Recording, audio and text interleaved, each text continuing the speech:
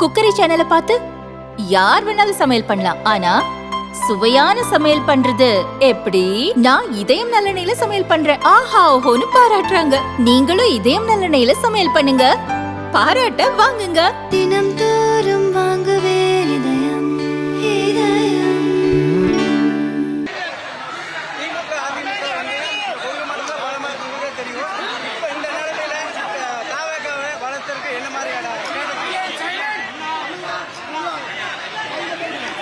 அனைத்து இந்திய அண்ணா திராவிட முன்னேற்ற கழகத்திலிருந்து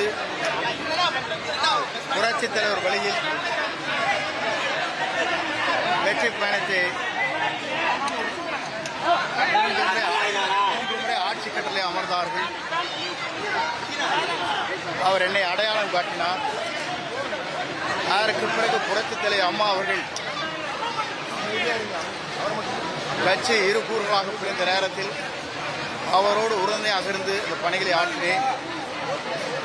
இன்றைக்கு மக்கள் சக்தியாக இருக்கிற தமிழக வெற்றி கழகத்தின் தலைவர், நாளைய தமிழகத்தின் முதலமைச்சர், அவருடைய சக்தியை மக்கள் சக்தி என்ற சக்தியின் மூலமாக அவருக்கு எவ்வளவு தடைகள் வந்தாலும் மக்கள் என்ற சக்தியின் மூலமாக 2026 அவர் தமிழ்நாட்டுடைய முதலமைச்சராக ஆகுவதை மக்களே முழு மனதோடு ஏற்றுக்கொண்டு மக்கள் சக்தியாக பிரதிபலித்து அவர் முதலமைச்சராக அரியணையிலே அமருவார்கள். அப்படி அமர்வதற்கு இங்கே இருக்கிற உணர்ச்சி பூர்வமான அவருடைய இயக்கத்தை சார்ந்தவர்கள் மற்றும் என்னோடு உறுதுணையாக இருந்தவர்கள் ஏறத்தாழ 4 மணி நேரம் இங்கே காத்திருந்து ஒரு சாதாரண தொண்டனாக இருக்கிற என்னை வரவேற்பதற்கு எவ்வளவு பேர் வந்திருக்கிறார்கள் சொன்னால் அதற்கு எவ்வளவு கோடி நன்றி சொன்னாலும் ஈடில்லை என்பதை நான் இந்த நேரத்தில் தெரிவித்துக் கொள்கிறேன். வெற்றி என்பது உறுதி செய்யப்பட்ட ஒன்று, அது மக்கள் சக்தியாக மாறியிருக்கிறது. ஆகவே இந்த மக்கள் சக்தியின் மூலமாக தமிழகத்தில் ஒரு மாற்றத்தை, புதிய சமுதாயத்தை உருவாக்குவதற்கு, ஒரு நேர்மையான ஆட்சியை தமிழகத்தை உருவாக்குவதற்கு, புனிதமான ஆட்சியை தமிழகத்தை உருவாக்குவதற்கு புறப்பட்டிருக்கிறார்.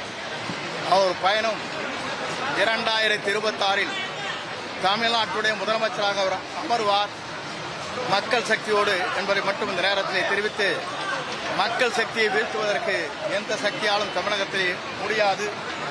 ஆகவே மக்கள் சக்தி என்று ஒன்று திரண்டிருக்கிறது.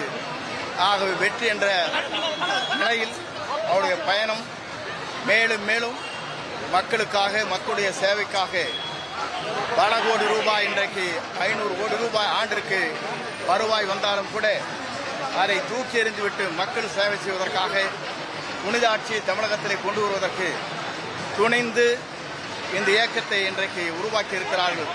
அதிலே நான் இடம்பெற்றிருக்கிறேன். இவர்களோடு சேர்ந்து அந்த பணிகளை என் உயிர் மூச்சுள்ள வரை அவரை முதலமைச்சராக உருவாக்குவதற்கு இருங்க நான் சொல்றேன். புதிதாக இதைத்தான் அன்றைக்கு கேட்டார்கள். புரட்சித் தலைவர் ஆட்சி துவங்குகிற போது அண்ணாயிசம் என்றால் என்ன என்று உங்கள் பத்திரிகையாளர் கேட்டார்கள். அப்போது அண்ணாயிசம் என்றால் ஒழுகாத வீடு, கிளியாத உடை, ஆராசோர் என்று சொன்னார். இன்றைக்கு சொல்லி இருக்கிறார், எல்லோருக்கும் வீடு வேண்டும், பொருளாதாரத்தில் உயர்த்தப்பட வேண்டும், எல்லோரும் 2 சக்கர வாகனத்திலே பயணம் செய்ய வேண்டும் என்று அவருடைய மனிதநேயத்தோடு இன்றைக்கு அறிவித்திருக்கிறார். அதோடு மட்டுமல்ல, 2 ஆட்சிகள் தான் நடைபெற்றுக் கொண்டிருக்கிறதே தவிர அன்றைக்கு நான் சொல்லவில்லை, அது மனத்தை விடக்கூடாது. புரட்சித் தலைவர் வரையிலும், புரட்சித் தலைவர் அம்மா வரையிலும் புனித ஆட்சி தமிழகத்தில் நடைபெற்றது. இன்றைக்கு நடைபெற்றுக் கொண்டிருக்கிற இந்த 2 ஆட்சியும் மாற்றப்பட வேண்டும் என்று எல்லோரும் விரும்புகிறார்கள். புதிய அங்கே பயணத்தை மேற்கொண்டிருக்கிற அவர் வெற்றி என்பது மக்கள் சக்தியால் தமிழகத்திலே மிக விரைவில் உருவாகும். அதை எந்த சக்தியாலும் முறியடிக்க முடியாது என்பதை மட்டும் நான் இந்த நேரத்தில் தெரிவித்து,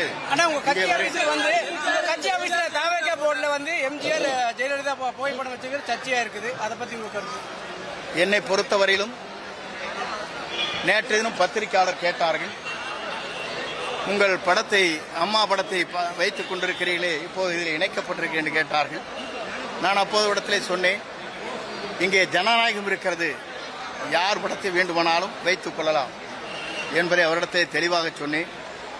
அது மட்டுமல்ல, இன்று அவருடைய வாகனம் செல்லுகிற போது ஒரு புறத்திலே புரட்சி தலைவர், ஒரு புறத்திலே அண்ணா படமும் இருக்கிறது என்பதை நீங்கள் மறந்துவிடக்கூடாது.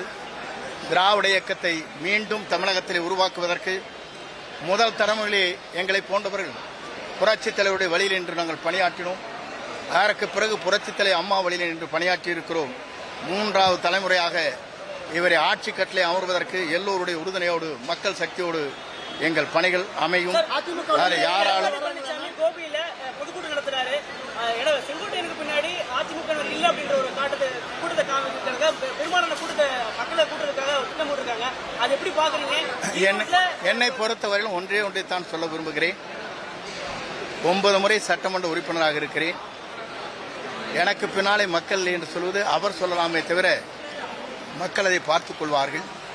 3 முறை வாக்கே கேட்காமல் என்னை வெற்றி பெற்ற மக்கள் அங்கே இருக்கிறார்கள். யார் வேண்டுமானாலும் எதை வேண்டுமானாலும் சொல்லலாம். ஏனென்று சொன்னால் ஒன்றே நான் சொல்லுகிறேன். நான் என்று ஒருவன் நினைத்தால் ஆண்டவன் தான் என்று காட்டி விடுவார். வணக்கம்.